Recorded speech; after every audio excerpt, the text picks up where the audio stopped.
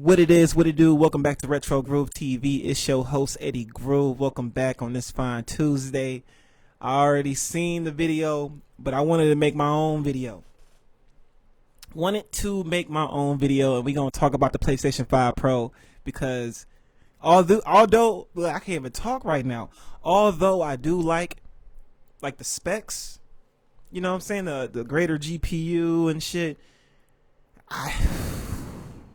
$700, nigga, $700. All right, hold on. Let's go ahead and watch this video, y'all. We gonna just watch this together. We Retro Groove TV offline. Don't forget to like, comment, and subscribe to your boy and all that good shit. We on our way to 500, hopefully to 1,000, hopefully to 2,000K, 3,000K subs. We just gonna keep the dream going. But we gotta talk about this shit, cause this some bullshit. Hi, I'm Mark Cerny. Fuck you. No, for real, nah, hold on. Let me fix my cause I can't hear shit in the headphones. I'm excited to be. Alright, let's start this over. Hi, I'm Mark Cerny. I'm excited to be here to talk about the newest addition to our console line. Oh, respect, I'm just talking PlayStation 5 shit. Pro, and how it advances gaming technology. That's some bullshit, But first, though. I want to take just a minute to look at what we put in the original PlayStation 5 and how it delivers an acceptable. Now you hear what he just said. Let's take a look at what we put into the PS5 and take a look at where we at. Like, in my humble opinion, what they put into the Pro should have been in the original 5. Nigga. Exceptional gaming experience. Ain't exception. It's exceptional, but I ain't it's exceptional. When PS5 Goddamn debuted in exceptional. 2020, it brought a lot to the table. 8 Zen 2 CPU cores form the brains of PlayStation 5 and enable high-speed complex gameplay, with character counts reaching into the hundreds and frame rates that can be as high as 120 frames a second. PS5 has a powerful RDNA 2 GPU, which can render anything from intricate details to fantastic worlds with vast pan. And this is all cool, by the way. There's nothing wrong with, like, you know, upgrading the hardware, mid-generation hardware upgrade to get better specs, you know, performance out of a console, so every game should run the best. But I honestly feel like if you're going to be charging folks $700 for a console, it should have everything, bro. Like, the direction that y'all going with this shit, it's not the direction you should be going with this shit. Like, all of this spec shit should already be in the 5. Panoramas to explore. Ray tracing allows for dramatic visual improvements, including reflections off of water or glass, and the realism that comes from real-time global illumination. A custom SSD can load data at breathtaking speed, resulting in ultra-fast transitions between game worlds and data streaming rates so $700. high universal speeds are essentially unlimited. 7+ tax, plus if you need to buy the disc 3D tray. audio tech brings an unparalleled sense of immersion to the sound of the games. Doesn't even come with a stand or a disc With tray. audio so real, you may not even need to see the enemies to know exactly where they are. For $700, it should Finally, come the DualSense with controller all of has that haptics that let you feel and more. through your It's hands missing more what for your me. character is experiencing inside of the game.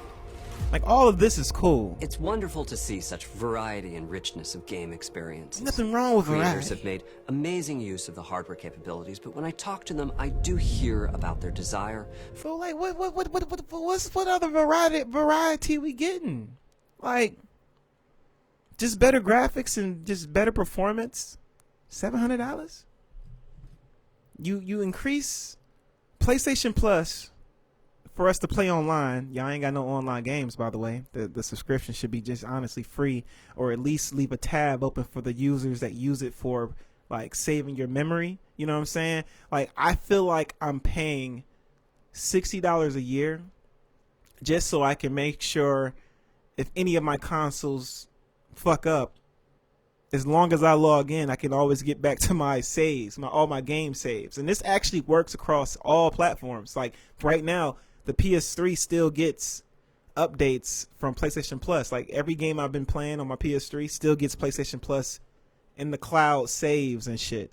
PS4, PS Vita. You know what I'm saying? Like that shit is useful, but leave like a low tier just for the niggas that want to pay for that. Like that's all we using the shit for. All single player games and just nothing. $700 for The dreams nothing. of the developers are bigger than can be supported at 60 frames per second, and that leads to an aspect of modern gaming that we're all familiar with. A few extra dollars, a few Graphics extra modes. biscuits, my It can nigga. be You got a difficult gaming choice for PC. players. Fidelity modes emphasize the visuals, typically Fidelity through higher resolution rendering. These modes might also have enhanced detail or use more ray tracing. But the games only run at 30 frames per second. The visuals can be choppier, and the controls less responsive. Performance modes emphasize frame rate and interactivity. So far, I've played every PlayStation 5 game in performance mode. Performance mode. I mean, I ain't gonna lie, the games look amazing in performance. Like Fidelity, I can see how the graphics might just look a little bit better, but honestly, in performance mode, nigga, they look better. That's just me, though. And I got glasses, and I don't even need them. Typically choosing to run 60 frames per second. Mainly by reducing the graphical detail until those frame rates can be achieved. When asked to decide on a mode, players are choosing performance about 3/4 of the time. All the time. Removing that decision, or at least narrowing that divide. Take that back. is one of the I'm key using that targets for all the PlayStation time. 5 Pro. We want to give players the graphics that the game creators aspire to, at the high frame rates that players typically prefer. To do that, PS5 Pro substantially improves over PlayStation 5 in 3 ways. Here's what we call the Big 3. But it's supposed to be just Big Me, though. First, we made the GPU much larger and increased the speed of the memory it uses.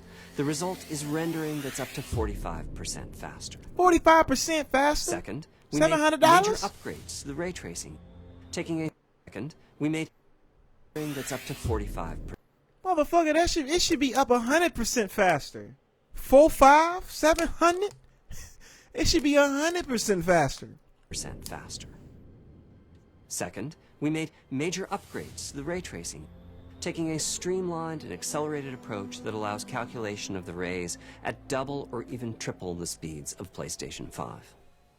And finally, we added custom hardware for machine learning and an AI library called PlayStation Spectral Super Resolution, or PSSR for short.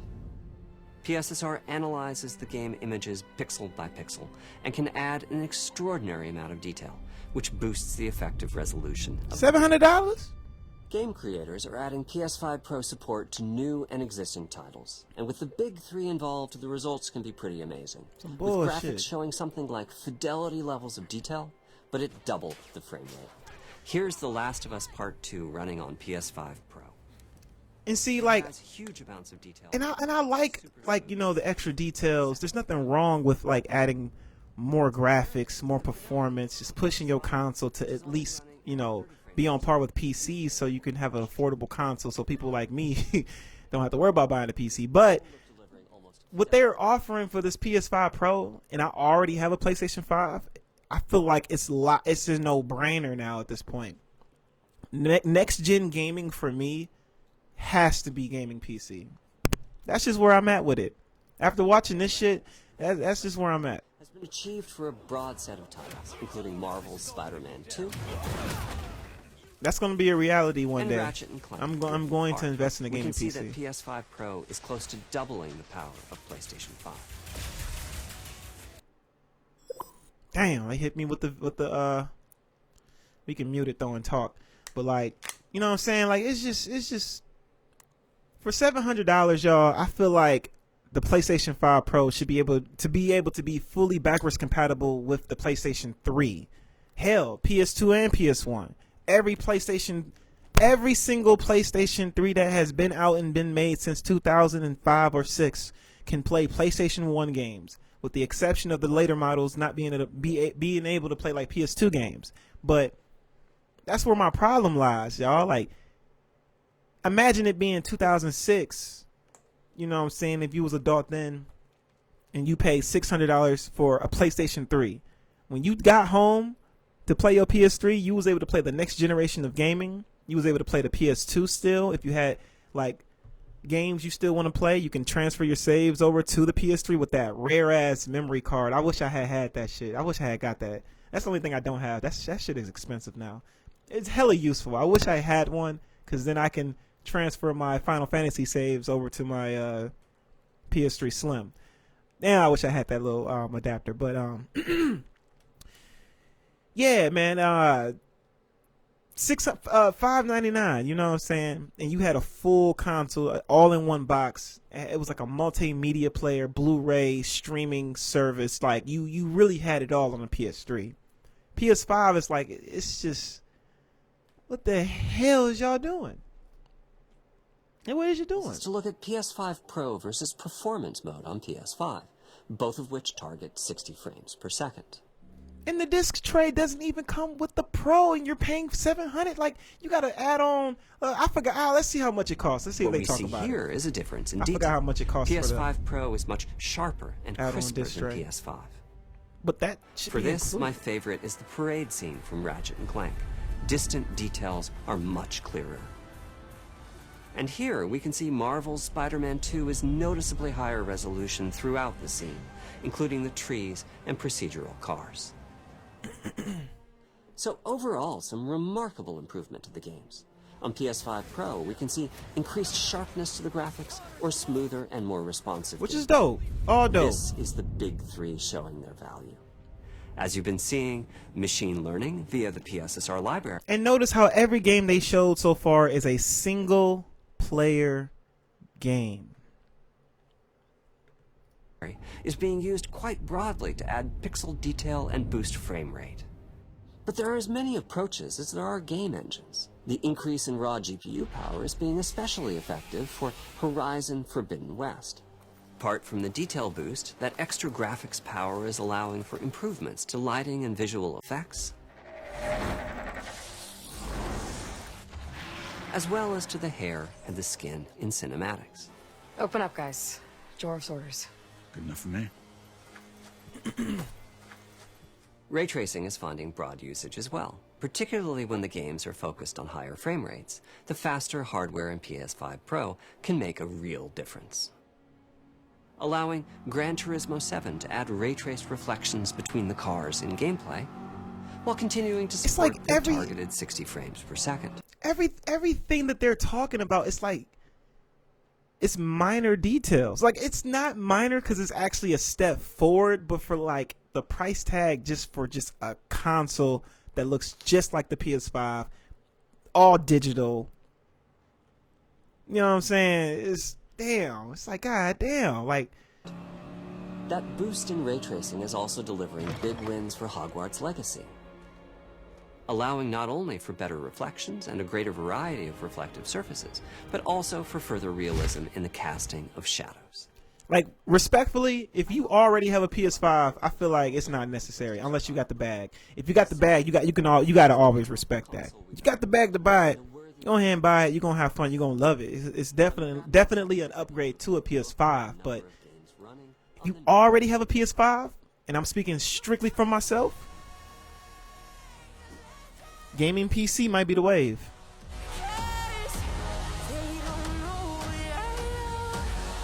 Look just like it. No difference. You know, you got the Adidas three lines on the side. They ain't show no new games, no multiplayer game. Like imagine if they revealed the PlayStation 5 Pro, but with like Killzone Shadowfall 2. You know what I'm saying? They own Bungie, right? They own Bungie. Like, wow, let's get like an official exclusive new shooter on the PlayStation 5 from Bungie. We know Bungie can make multiplayer games. Halo 1, 2, and 3 are, you know what I'm saying? That's that. Like, Destiny's cool and all, but where's your exclusives? No Killzone, no Resistance.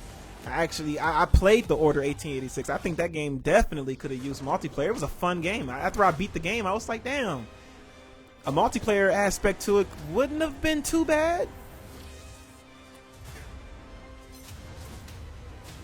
All single player games. All long story based, hours to complete ass games is what we seeing. No PvP, PvE, no PlayStation All Stars. Well, it's outside Gran Turismo. Outside Gran Turismo.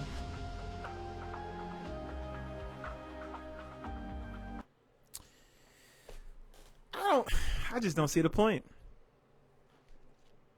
Really don't see the point of this PlayStation 5 Pro. Yeah, the Pro should have just been the same price as the PS5, and then just cut the price of the normal PS5. And if the Pro costs the same as a PS5, then it's like, all right. But I don't really have nothing much else to say to this, you know. After you know, this is my honest reaction to this shit. I already watched it early. I wasn't even gonna go live with it. It's just damn, man. I really miss those days. You know what I'm saying? I just miss the days when Sony actually tried to make multiplayer games. Like actually tried, you know what I'm saying? Like it would be like I never got a chance to actually play Warhawk Online, but it would be cool to go back. It'd be cool if they just made a new Warhawk game and just like brought it to a new wave, you know what I'm saying? Bring back MAG, you know what I'm saying? That massive action game that was like a PS3 exclusive. It was like the first time, well, I don't know if it was the first time, but on console, it was like the first time you had a first person shooter with like a map full of like over 200 people on it. It was kind of crazy. You choose your factions and shit. Bring MAG back. MAG would be a perfect like online only in this online environment as climate we're in as a you know game for the multiplayer side. I'm trying to think what else they got. Like soon I want to stream Folklore, and so far that game is actually pretty cool, and I can definitely see like a Folklore 2 with like one person playing the other person, or second player playing as the other character online and catching all the monsters and going through the stories and shit, trying to solve the mysteries and shit. That would be cool. It's just ideas, you know what I'm saying? They got ideas, man. But yeah, man, let me know what y'all think. Definitely leave some comments below. Y'all getting the PlayStation 5 Pro? Leave a like, comment, subscribe. Let's have a conversation on it. Maybe one day I might actually add this as a topic on my podcast. As time goes on and we get more information and we get more reviews, more hands-on reviews, and you know we'll see what the test, you know, if it stands the test of time, and yeah, we'll see what happens. We'll see if Sony even reverts, you know, their decision on the price and fix some shit just from the backlash, because it seems like not too many people are happy about it. But if you don't have a PS5 and you can't afford a if you don't have a PS5 and you can't afford a gaming PC, then yeah, this could be the perfect middle ground for you. This definitely could. I could see that. Like if I didn't already have a PS5, I would probably be looking at this like, okay, I ain't got a PS5, but you know what I'm saying, we can jump into it. But at the same time, it's like you're already climbing up into that PC mark. You're already climbing up into that, you know, you spend 800, 900. Now you got a better performance gaming capable machine than the PS5 Pro. I'm sure. So that's it for this video, man. Appreciate everybody that's been tuning in as well. We almost to 500 subscribers. Appreciate y'all. We out. We might stream tonight. Y'all be cool.